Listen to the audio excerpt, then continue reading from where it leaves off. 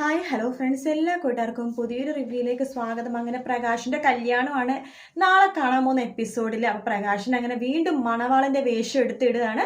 നാണമില്ലാതെ പ്രകാശിനും വിക്രവും അമ്മുമ്മയും കൂടിയിട്ട് രജിസ്റ്റർ ഓഫീസിലേക്ക് പോകുന്നുണ്ട്. പക്ഷെ അവരെത്തുന്ന മുമ്പ് തന്നെ കിരണും കല്യാണിയും ദീപ അവിടെ ഉണ്ട് കേട്ടോ. കാരണം വേറൊന്നല്ല, പ്രകാശൻ നാണം കെട്ട് പോകുന്നത്. കാരണം ഇന്ന് പ്രകാശം കാണാൻ പോകുന്നത് ലക്ഷ്മിനെ തന്നെയാണ്. അത് കാർത്തികയുടെ അമ്മ ലക്ഷ്മിയാണെന്നുള്ള സത്യവും കൂടിയാണ് പ്രകാശൻ നാളെ മനസ്സിലാക്കാൻ പോകുന്നത്. അപ്പൊ ആ ഒരു ഭാഗം കാണാൻ വേണ്ടിയിട്ടാണ് കേട്ടോ ദീപ വന്നിരിക്കുന്നത്. അങ്ങനെ രജിസ്റ്റർ ഓഫീസിൽ ദീപയും കല്യാണിയും കിരണൊക്കെ ഇങ്ങനെ ആകാംക്ഷയോടെ നിൽക്കുവാണ്. അവർ തമ്മിൽ കാണുമ്പോഴുള്ള ആ ഒരു നിമിഷം എന്തായിരിക്കും എന്ന് അറിയാണ്ട് വിക്രത്തിന്റെ അഹങ്കാരം താഴെ വീണ് ഉടയണതും പ്രകാശിന്റെ തലക്കനം മാറുന്നതൊക്കെ കാണാനായിട്ട്. അപ്പൊ ബാലനൻ ഇവരുടെ കൂടെ തന്നെയുണ്ട്. ബാലനെ മനസ്സിൽ വിചാരിക്കണം, എന്തായാലും ഇന്നത്തോടെ അച്ഛന്റെ മോന്റെ അഹങ്കാരം അങ്ങോട്ട് തീർന്നു കിട്ടും എന്ന് പറയണ്ട്. അമ്മുമ്മയൊക്കെ നല്ല മേക്കപ്പ് കിട്ടി ഇങ്ങനെ വന്നിരിക്കുക കേട്ടോ. അങ്ങനെ രജിസ്റ്റർ ഓഫീസിൽ എത്തുമ്പോഴേക്കും പ്രകാശം വിളിക്കുന്നുണ്ട്, കാർത്തികിനെ മോളെത്തിയായിരുന്നു. ഞങ്ങൾ എത്തിയച്ചാ, ഇപ്പൊ തന്നെ അങ്ങ് പുറത്തേക്ക് വരാമെന്ന് പറയാണ്.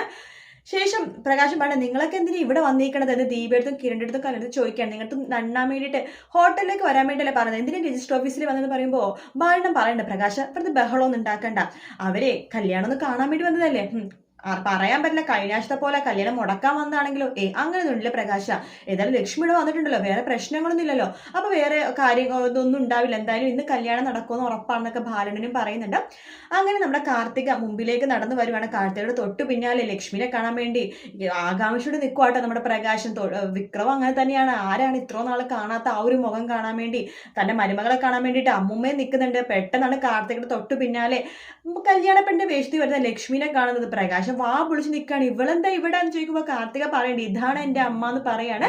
പ്രകാശം കുഴഞ്ഞു വീണ് ഹൃദയാഘാതം സംഭവിക്കാനുള്ള എല്ലാ ചാൻസും കാണുന്നുണ്ട്. മിക്കവാറും രാജപ്പൻ തന്നെ പൊക്കിയെടുത്തോണ്ട് പോകാനാണ് ചാൻസ്.